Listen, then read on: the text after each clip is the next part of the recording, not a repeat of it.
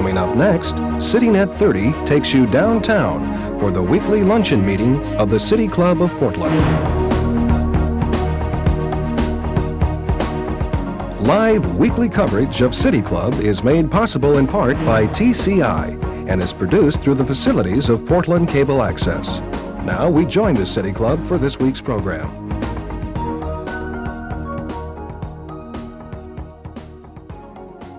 Welcome to our program for today. We'll be looking at Oregon's future through the eyes of our newly appointed Secretary of State, Bill Bradbury. We owe this man a round of applause, not only for his appointment, but also to thank him for being here today on short notice, given that Senator Ron Wyden canceled his engagement with us on Wednesday when it became apparent that Congress would not have its work completed in time for him to be in Oregon today. In fact, I think the Senate is considering the budget today. So, again, thanks very much, Bill.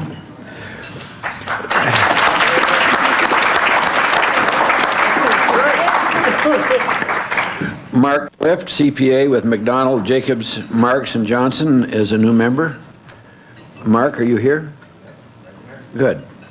Thanks. There will be no program this November the 26th, so have a safe and happy Thanksgiving. Join us for the second program, and I presume that it'll be a firm commitment this time for the second program of our Potomac series with Senator Gordon Smith, who will give us his views on what's up in Washington, D.C. That'll be at the MoMA Athletic Club. Again, we're a little over halfway in our annual fundraising, and so please, if you haven't contributed, do it as soon as you can. Before we move on today's program, Carrie Stanley, co-chair of the club's healthcare issue committee, will provide us with a brief overview of the committee and its agenda for the year. Carrie?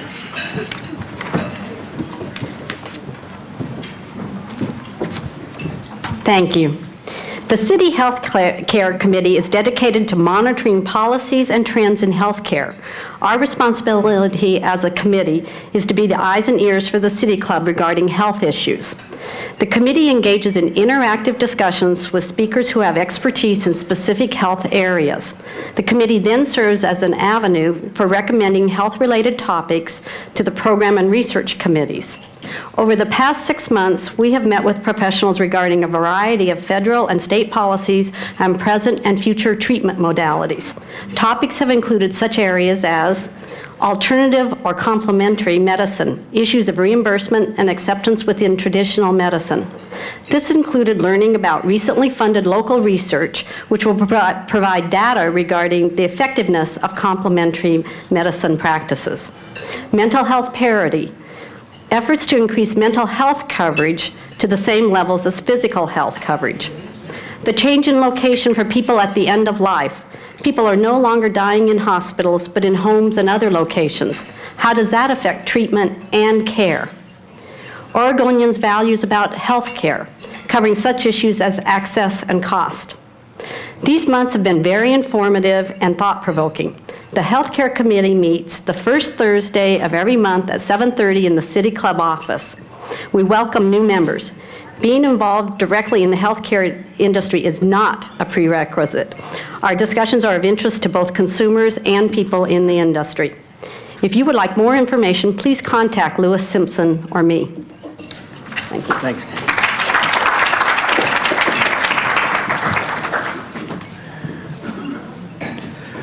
Carrie is also our host for the day and will ask the first question. She is the Community Affairs Director for Legacy Health Systems. After Carrie's question, we'll open the program to questions from the floor, the microphone, and if you, in fact, want to have a written question, feel free to do so. There are cards on the table, and just raise your written question on the card, and a staff member will pick them up and bring them up to me for answering. Please, when you ask your questions, if you could limit it to 30 seconds or less. The broadcast of city programs this quarter is made possible in part by corporate underwriting from Providence Health Plans, U.S. Bank, and Washington Mutual Savings. We're very grateful for their support. As I indicated earlier, Bill has been most gracious to talk with us today as Ron Wyden, our scheduled speaker, remains in Washington to vote on the national budget. It's a budget stacked a foot high and with so many novel accounting practices that the Wizard of Oz would be dazzled by the artwork. The 13-month year, among other things, has been subject to some discussion. So it may be that it's a touch of reality to hear from Bill Bradbury, our Secretary of State. The Secretary of State for Oregon constitutionally is the #2 elected position in the state and has been in office pretty much shaped by the office holder. It's been a political stepping stone for some: Mark Hatfield, governor to senator; Tom McCall to governor; Barbara Roberts to governor, to name the more recent ones. The Secretary of State is the auditor of public accounts, the chief elections officer, and manager of the state's official legislative and executive records. He's one of three, the governor, the treasurer, and the Secretary of State, that oversees management of state lands. Bill Bradbury was appointed by the governor this month to fill the unexpired term of Phil Kiesling, who resigned earlier. He's a Chicagoan by birth and attended Antioch College. He moved to Bandon in 1971, where he owned a restaurant. He was elected to the Oregon House in 1981 and the Senate in 1985, where he served for 10 years. He was Senate Majority Leader in 1993 and Senate President in 1995. His legislative record includes support for salmon restoration, small business assistance, timber work displacement programs, environmental enhancement, and the Oregon Health Plan, to name a few. For the past 4 years, he's been executive director of the For Sake of Salmon, a nonprofit organization dedicated to finding common ground for salmon restoration in Oregon, Washington, and California. Bill, we're very pleased to have you with us. Thank you.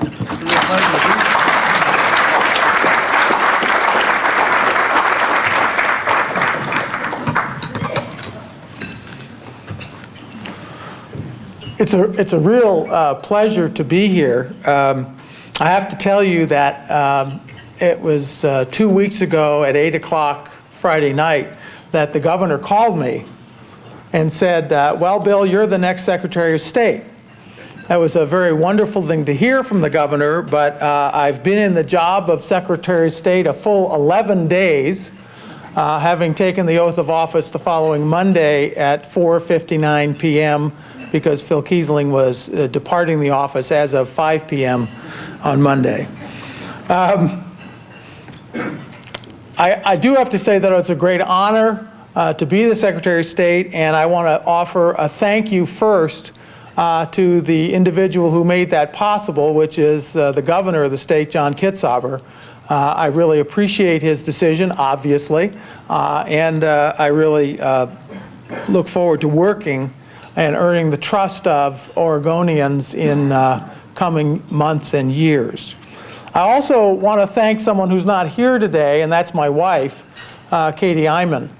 She works as an executive coach, and she has been an invaluable coach to me, both in the process of working on getting the appointment and since having received it. She's just been invaluable to me.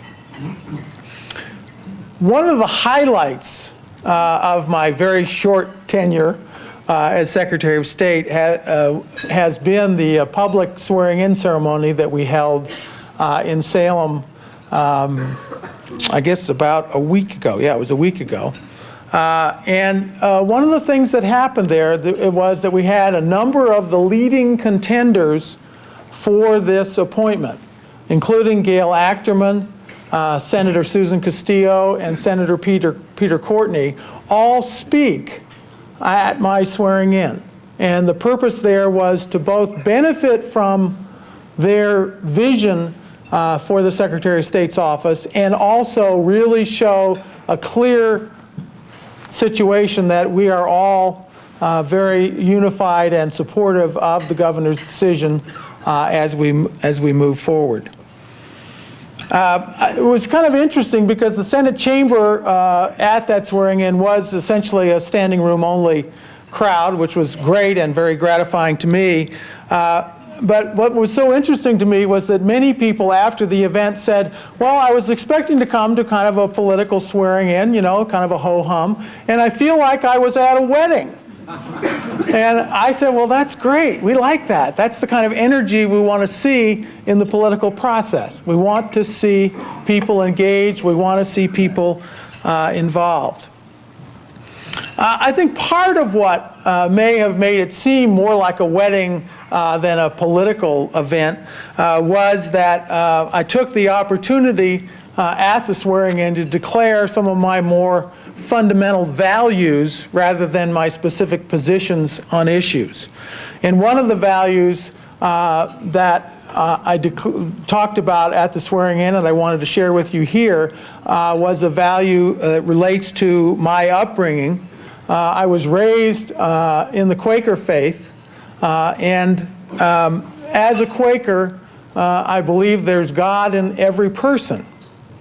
And when you take that and extend it to the public or civic sphere, what you get to pretty quickly is a belief that I have very strongly that there's God in every person, regardless of their color or national origin.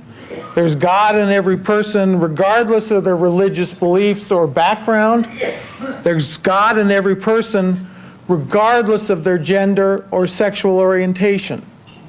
I believe very, very strongly that there is God in all of us, and how that translates to the civic stage is that all of us have a place at the table, and that's the way I approach public policy. So, what do I want to do as Secretary of State? There are really three words that summarize my focus as Secretary of State. They are integrity, performance, and stewardship. I want to protect the integrity of the elections process. I want to improve the performance of government through the use of audits. And I want to practice responsible stewardship in my service on the State Land Board.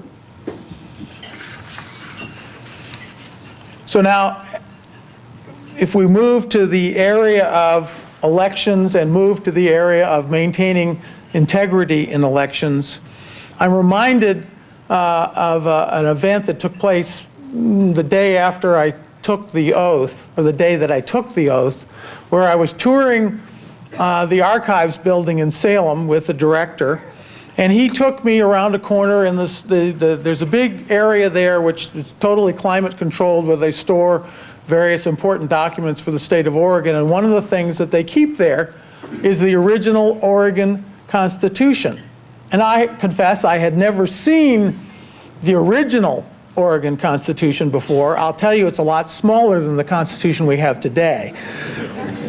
But my favorite part of the Oregon Constitution, and I was looking through the handwritten document, and my favorite part of the Constitution was there. And I want to share that favorite part with you. It says in the Oregon Constitution that all power is inherent in the people, and they have at all times a right to alter, reform, or abolish the government in such manner as they may think proper. And that's right at the beginning of the Oregon Constitution. Now, there have been plenty of ballot measures that I don't agree with.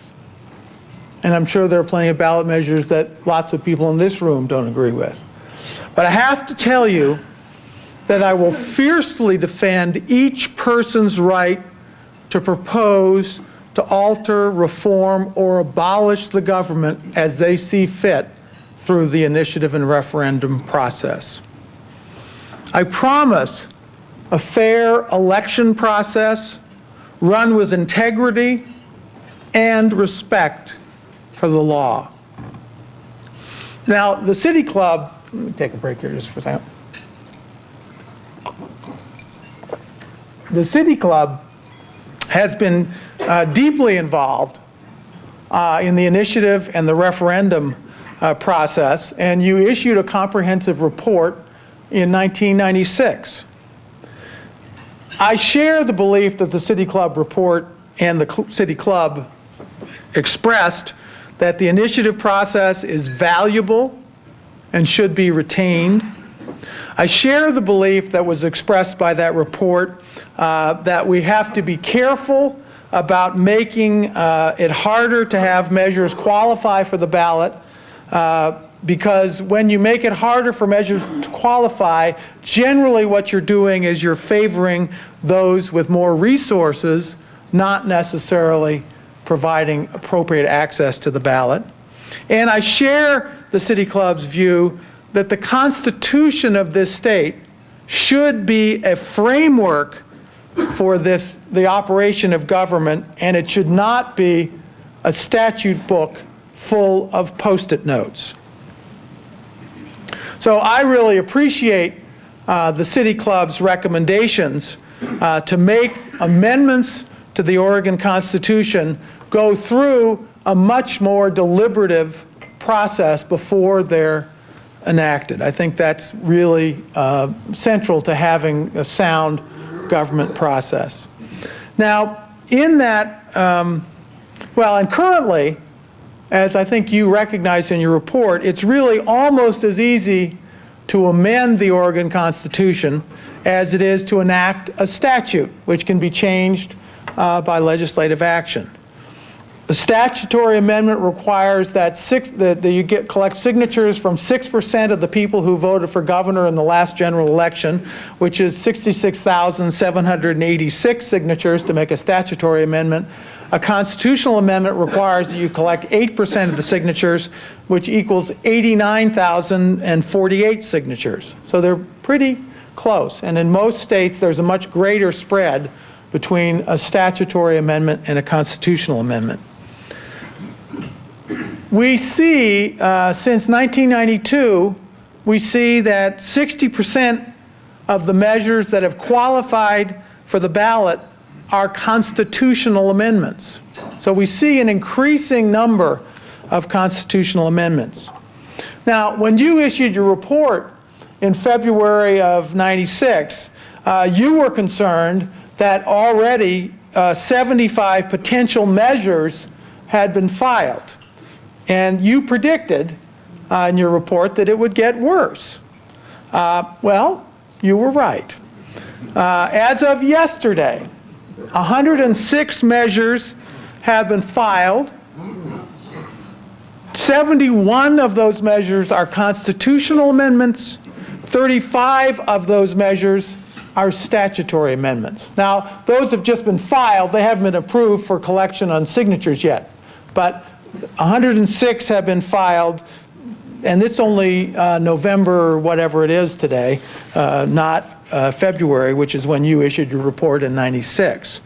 Now, of those that have been filed, 22 of the 106 have been approved by the Secretary of State's office for circulation, which means they've got their ballot title and it's all in order and they can go circulate them. And of those 22, 15 are constitutional amendments and 7 are statutory amendments. So we're really seeing a clear focus, increasing focus on amending the Constitution, not just amending the statute. Now, while we have a great deal of interest in amending, making changes to the Constitution, what's really frustrating to me and I hope to the people in this room, and I'm sure to the people in this room, is that we have less and less people, fewer and fewer people, making the decisions about whether we should amend the Constitution or not. Really, when you talk about integrity of the elections process, you've got to include in that really generating greater participation in the electoral process. That, to me, is part of the integrity of elections, is to have lots of people participating.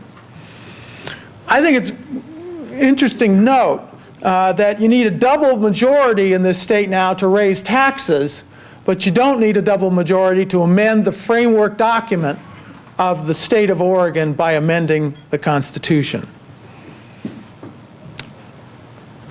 But let's look for a minute at voter participation. And I want to specifically talk just for a minute about one group. It's younger voters, age 18 to 34. There's other groups that also we're seeing diminishing participation, but I want to focus on that group for a moment.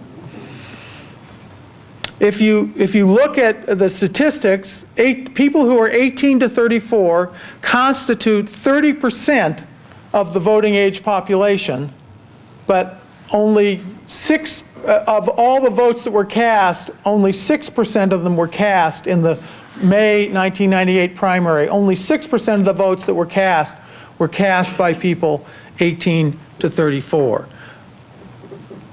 That's really, to me, a frightening statistic in that it sort of indicates that we're really on the verge of losing an entire generation in participation in our democratic electoral process.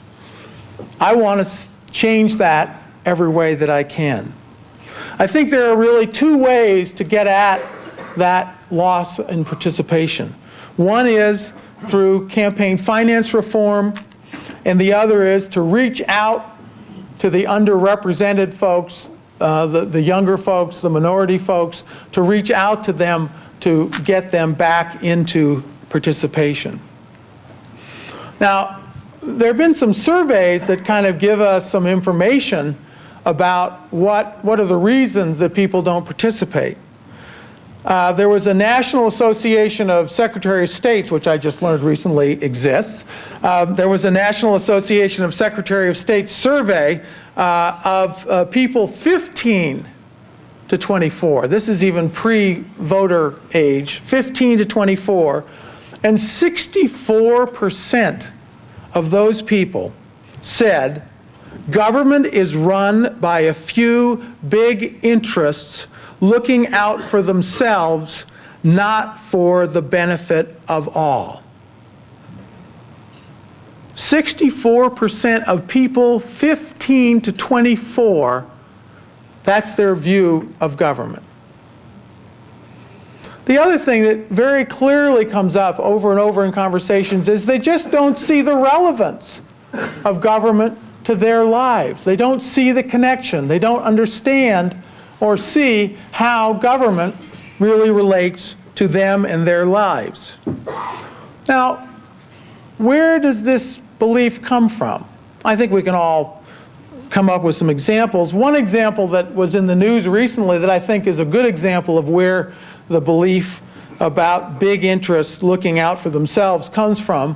There was a story recently about a U.S. senator who will remain nameless, who chairs a big committee in the Senate relating to pharmaceuticals and health, who was flying all over the country in a corporate jet owned by one of the large pharmaceutical companies. And he said that that was not in any way affecting his position or vote on major legislation that was in front of his committee that related to that company, a pharmaceutical company, being able to maintain a patent on its drugs so that it could make more money from that before they lost the patent. He was saying that that wasn't affecting how he felt about that, and I'm not here questioning that. But let's all realize that that's not very believable to most people. And that's the issue, is the cynicism that that generates. It's phenomenal. It's just not believable. And that's what I think we need to recognize, is that that really doesn't bode well. So as I tour the state, I'll be visiting with students at high schools and at colleges to get their ideas on what's affecting their participation and what it would take to get them more involved in the electoral process. There are a couple of really good programs that are going on right now that one of them is operated or chaired by the Secretary of State's office, which is called the Oregon Student Mock Election Program. Basically involves students and junior and senior high school students in mock elections, dealing with the issues, dealing with the candidates that are on the real ballot. They all vote just prior to the real election at the next general election. And it's done on a cooperative effort that is done by cooperation with the Oregon Department of Education, the League of Women Voters, the county clerks, Oregon Student Council Association, and the school administrators. And that is a program that I think we can continue to pursue and promote and try to get more and more people to participate in.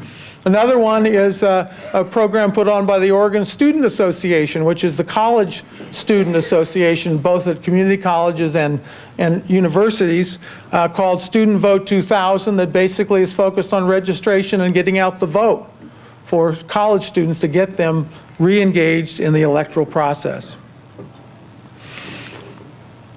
I really believe, though, that if you really want to convince voters that governments are for the benefit of us all and not just for a few big interests, then you have to enact campaign finance reform.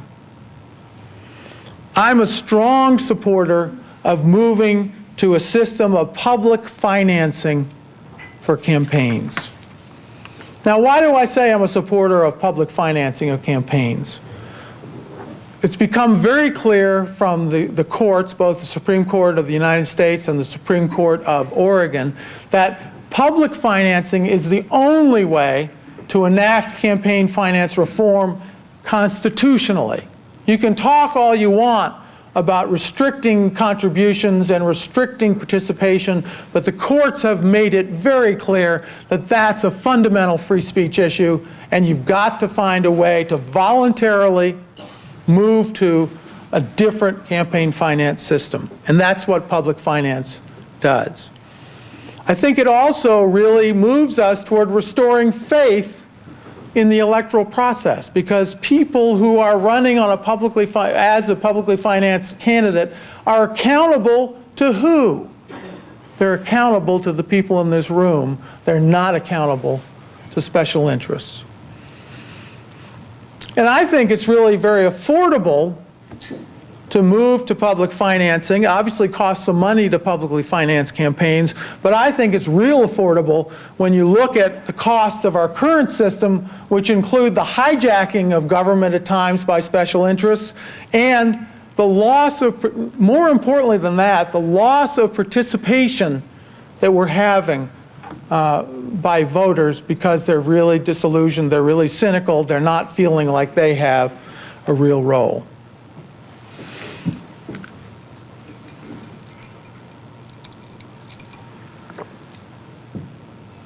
A second area of responsibility for the Secretary of State is in the area of audits.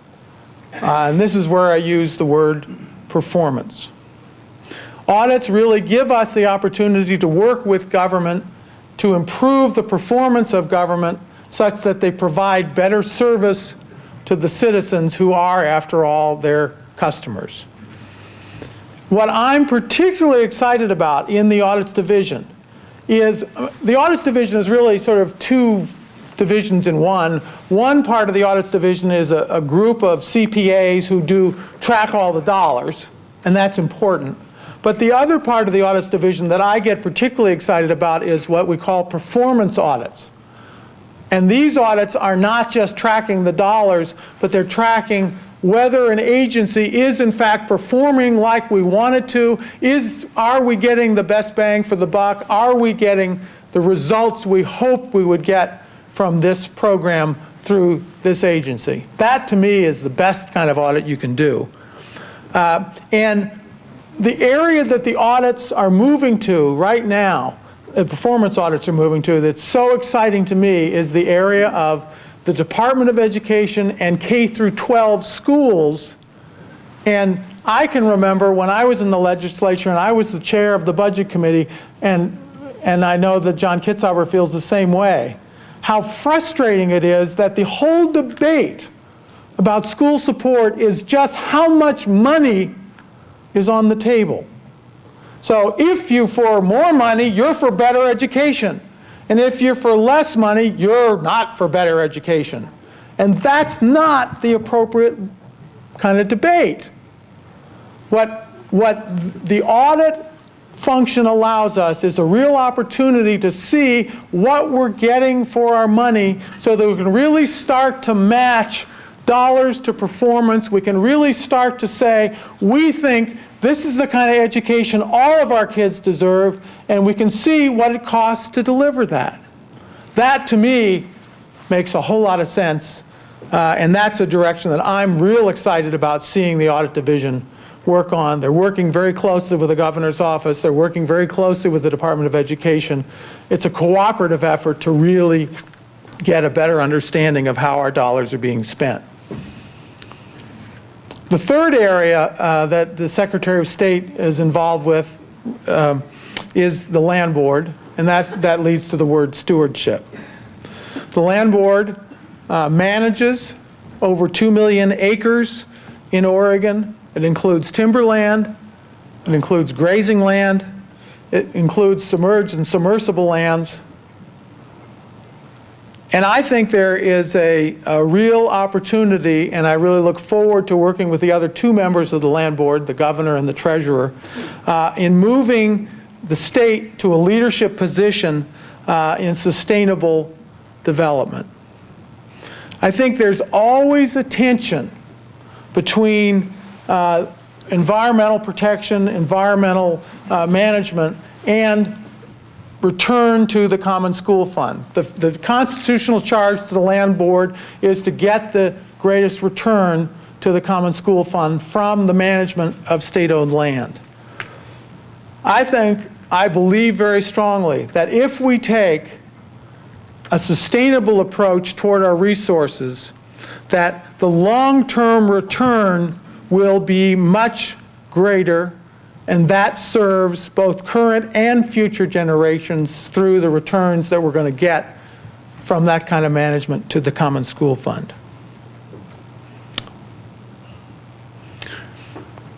You know, when I saw the Constitution, I can't quite, it was quite a striking moment for me. I'd never seen the Oregon Constitution, the real thing. I've read the Constitution, but I'd never seen the Oregon Constitution. And when I saw it in archives the other day, it was pretty amazing, because you realize that it was 60 people, could be 60 people out of this room, who signed the Oregon Constitution. It's not, I mean, they were just folks who declared the state of Oregon. And in that Oregon tradition, I want to declare to you who I am. And who I am is the possibility that all people know they are the government, free of resignation and cynicism. I look forward to serving as your Secretary of State. Thank you very much.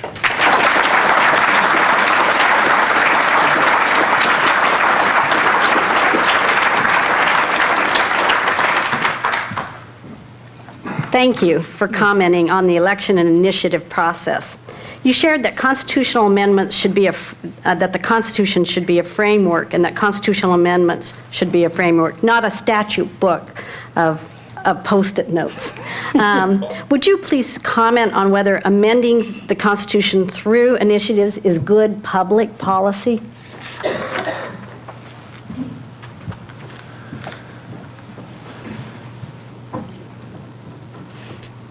That's an interesting question. I do believe that the people need to have the ability to amend the Constitution.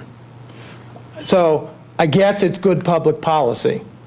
I think that the issue that the City Club raised in their report, and the issue that I feel strongly about, is that we really need to try to find a way to make the process more deliberative.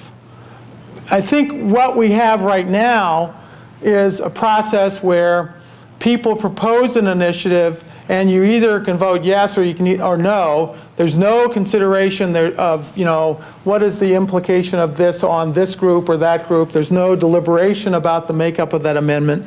And too often we're offered what I would describe as false choices, or not the full picture of a choice. Too often we're offered a chance. The best example would be the criminal sentencing, increasing criminal sentencing, being tough on criminals. Do we want to be tough on criminals? Yes, probably. Now, if the question was asked, do we want to be tough on criminals and reduce funding for schools, might be a little different answer. And I think that's part of the challenge here, is to really make sure that the full question is before people, and that's not easy to do, but I think that's the challenge.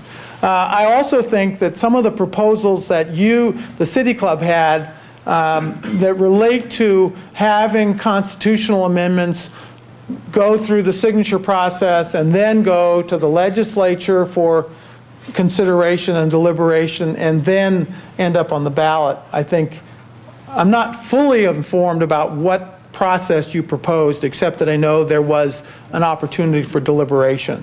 And I think that makes some real sense. Bill, Steve Shell, member, congratulations. Thank you, sir. You're a supporter of salmon initiatives, and you're a supporter of watershed councils, and I don't expect you to change your scales at this stage. How will you use your position on the land board to further those strong interests that we share? Well, I think there's a number of things. And the land board is not involved directly in, for example, the management of the Tillamook Forest, but they are involved directly in the management of the Elliott State Forest, which is in Coos and Douglas counties, and they're involved in management through lease agreements with ranchers in eastern Oregon with grazing land, and they're involved with how we manage submerged and submersible lands, which are pretty critical in our estuaries. So I think that there's going to be some very interesting challenges coming. My understanding, and like I said, I've only been here 11 days, but my understanding is that they haven't yet adopted the full habitat conservation plan that includes salmon on the Elliott. So that'll be a very important area to make sure that we manage our forests so that it provides for not just the spotted owl, but provides for salmon as well. And I think you sort of take that approach with timberland, you take that approach in your leases related to grazing land, and you take that approach when it comes to submerged and submersible lands. You just really see to it that some of the other resources like salmon are addressed in a way that doesn't just lock up the land, but that does in fact protect continued viability or improved viability for those resources. I'm Herb Crane, a City Club member. However, the question is from Charlie Davis, also a City Club member who is not here today. Charlie's comments.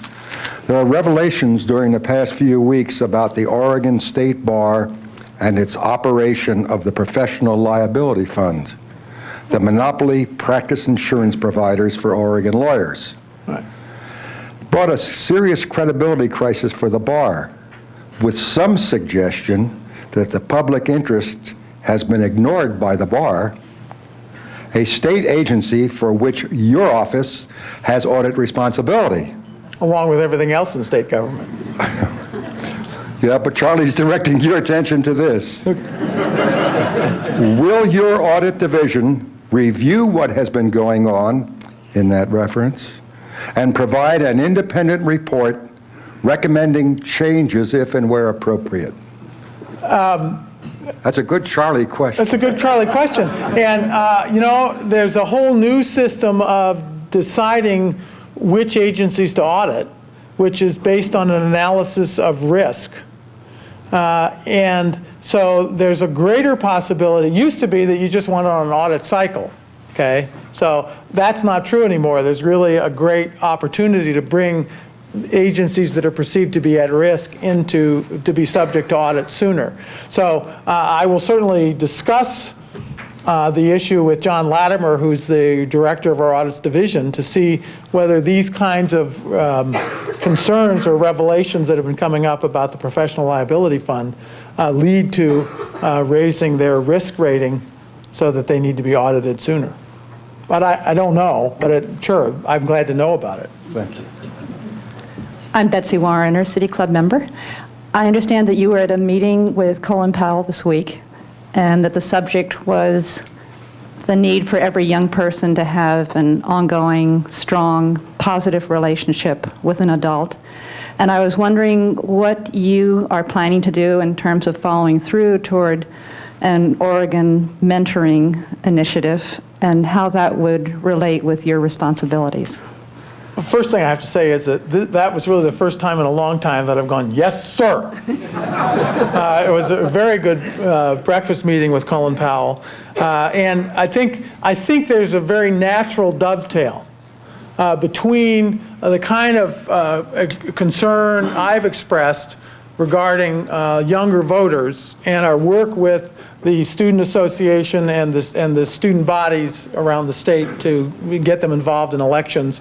There's a very natural marriage with that and working with younger kids through the mentoring program. So I certainly want to be a strong supporter of the mentoring program and want to do. I don't think I've come up with a specific program of what I'm going to do. But I think it is a very natural dovetail, and I would want to do what I could to help the mentoring program succeed in this state. Thank you. Hi, Bill. Hey. Walt Roberts, City Club member. You and I have been working together with others in an effort that was, I think, first dubbed the Kennedy School Group, and then a conference at the Timberline Lodge, and I think we're now calling it the Forum for Oregon Progress. But this is really about the quality of the ideas, the quality of the thinking that's going on in the political and electoral process. And I wondered if you'd like to share with us your thoughts about really the kinds of ideas that are being considered in the legislative process and in the initiative and referendum, and if you see connections to the quality of the ideas and the getting connected to the younger voters. One of the things that's I've been I've been very supportive of for a long time and worked in a number of initiatives is to be in a position to be generating ideas that actually solve problems rather than just scoring partisan points. And I think that's one of the big challenges we face, and I think that that's one of the things that young people certainly feel like, well, what good is it to have, great, you scored 10 partisan points, but what did you do to help me? So I think that there's really a benefit to getting people together with the idea that we're really here to solve problems. We're not here to just develop an ideology. So I see the Oregon Forum for Progress with the former Kennedy School Group as a very useful place to really start to field and put out ideas and see what has life and what doesn't, so that you can really move toward solving problems rather than just being a partisan victor. Do you think that'll get young people out? I think it helps, clearly. I mean, I think the people who are most tired of partisan points are young people, because they don't really relate to the partisan points. because they don't see what good it does them. So I don't think any of us really see what good it does us, but I think it's definitely a way to make public policy more relevant to people who are not engaged in the public process, to really be developing, basically creating the idea that ideas do matter, and that that's something that really matters in the public process is good ideas. I think that makes a difference. Ray Polani, a City Club member. Congratulations, Mr. Thank you, sir. Bradbury. Or should I say Senator Bradbury? I think, well, go ahead. I think it's a promotion to be Mr. Secretary, so great. Right, okay, Mr. Secretary. You mentioned your dedication to sustainable development and also performance in the effective use of money and so forth. We will be probably voting on the legislature gas tax increase and vehicle registration increase. As you know, they are constitutionally dedicated to highways. Effective use of money, sustainable development seems to indicate that more roads perhaps is not the best use of money. More buses in the cities and through the cities and in between the cities and more trains will probably provide much more bang for the buck, as you mentioned before. But how can we do it? There's a dedication of money for the highways, but nothing for the alternatives. Very little. We have to scrounge around cigarette taxes and heaven knows what else, general fund and so on. In other words, robbing other very important youth schools and whatever else. What do you think can and should be done? You know? Besides voting no, perhaps. Well, I don't necessarily think that, but you know, I don't know. I think that's really an excellent question, and I confess that I really don't know. I think that, well, I'll tell a little story. Back in the days of 1980, when I was first running for the House, what I did for a living was I was a video producer, and I worked with Ted Halleck's agency to produce the spots in support of the ballot measure that dedicated the gas tax to the highways. Now, I didn't do that as a political statement. I did it for a living. But we've certainly seen, some pretty clear results from that in terms of the impacts on state police, the impacts on parks, and the impacts on, the other things. I think what you're really focusing on is how are we going to get money shifted from highways to the other means of transit that are so critical. When I was working at Sake of the Salmon, we had an office downtown Portland, and I rode light rail every day. I love light rail. Yeah, it's wonderful. But so it's a real huge question. How do we get those kind of things? How do we split the funding so it isn't just to highways? And I don't have a clue. I really don't know. Between here and Bandon, or Salem and Bandon. So. Right. Let's do high speed rail between here and Eugene. What do you say? I'd like that. I'd like to take the. I confess. Yesterday I was driving to work in Salem. I live in Clackamas, and I was driving to. We have a home in Bandon, which is our official residence, which is where we love. But then we have an apartment in Clackamas. So every morning I drive to Salem, and I got to tell you, yesterday I was kind of getting depressed. The traffic's not bad, but it's just like, I used to ride light rail and get to read the newspaper or make a phone call or whatever. It was just great. And it's like, oh. And I also got to go to my favorite espresso bar at 3rd and Washington on my way to work that I don't get to go to anymore. So that was a real loss. Ruth Curry, City Club member. Congratulations, and thank you for being able to step in since the senator couldn't make it. I appreciated your comments about the cynicism of the 15 to 24-year-olds that weren't voting.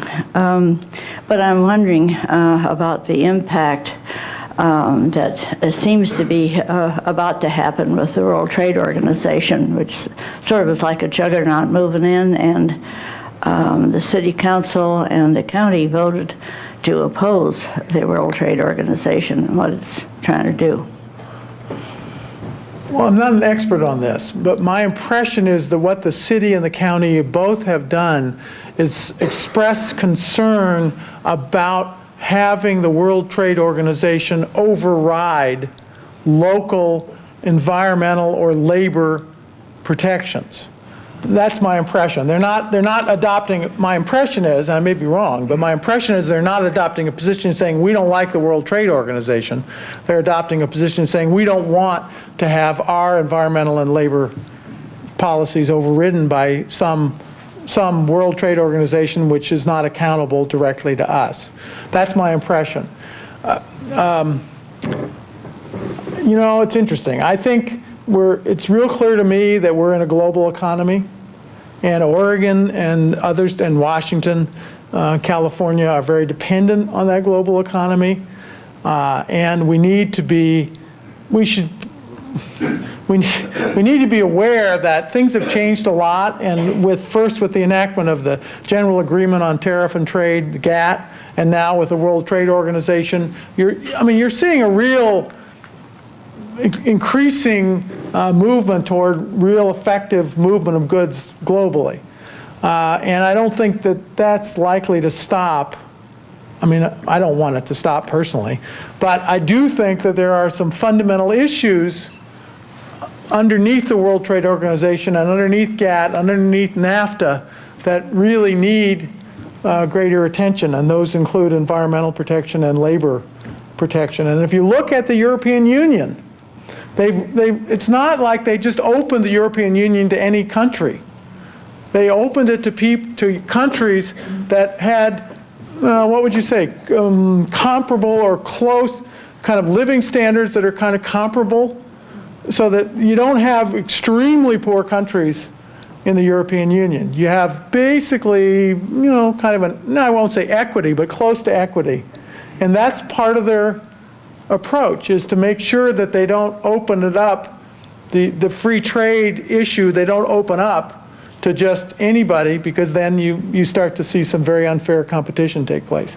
But I don't know if I've answered your question, but I've certainly talked long enough about world trade to get myself in real trouble.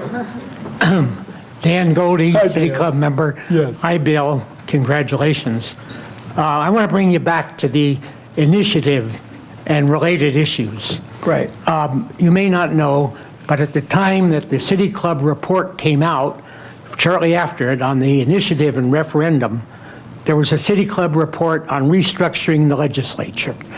And the City Club committee found that the citizens of the state were not getting what we called legislative due process, because there were not adequate time to participate in the legislative process.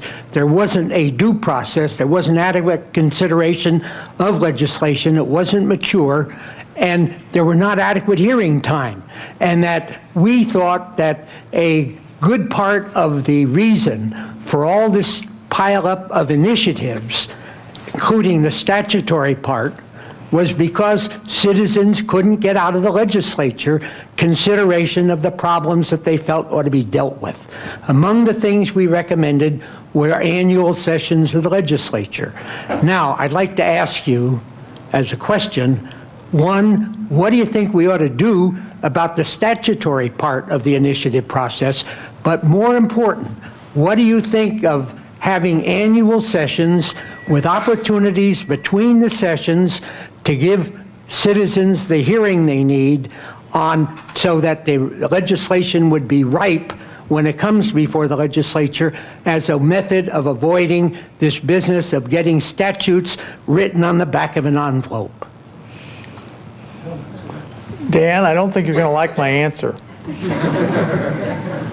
I really don't believe that you solve the problems you're talking about by having the legislature meet more often. I do believe that we need to change the way the legislature meets. especially with term limits. We need to change it.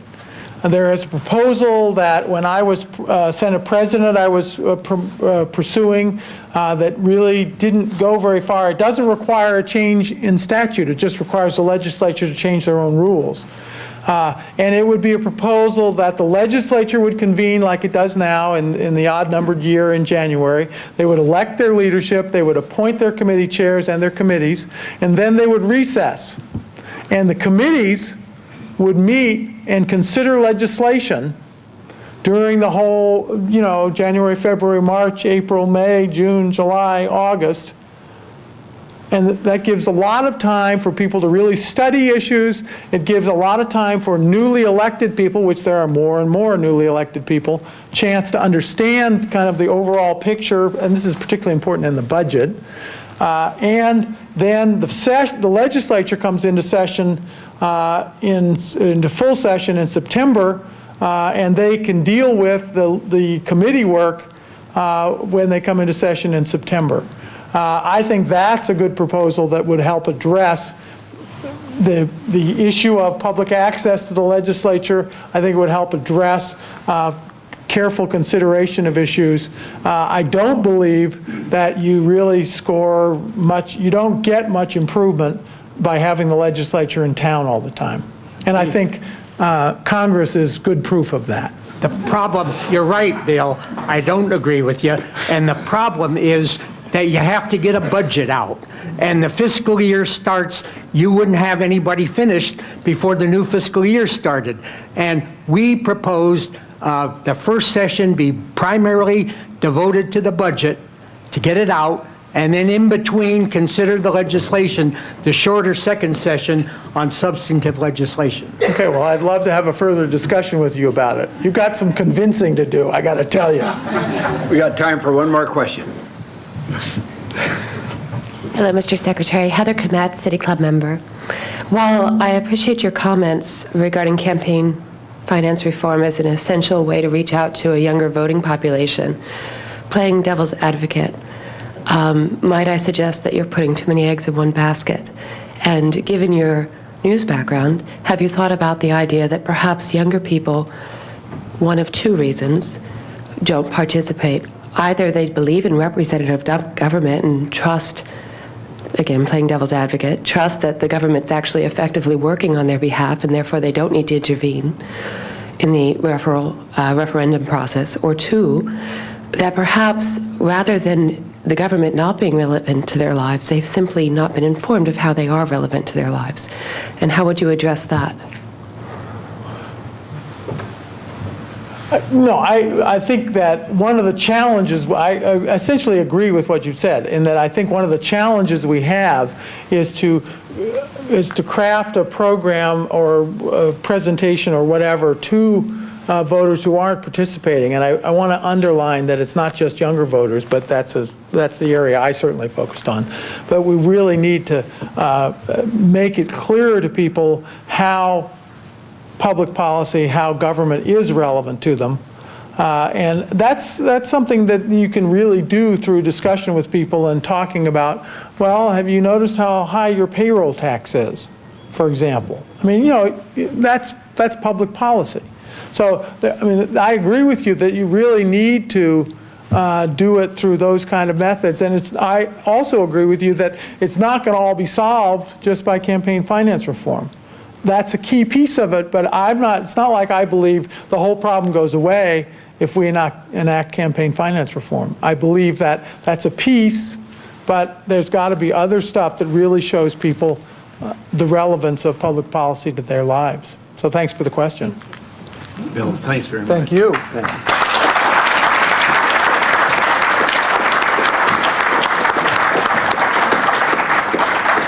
Again, Bill, thanks for coming on such short notice, a remarkable job. Thank you. We're adjourned.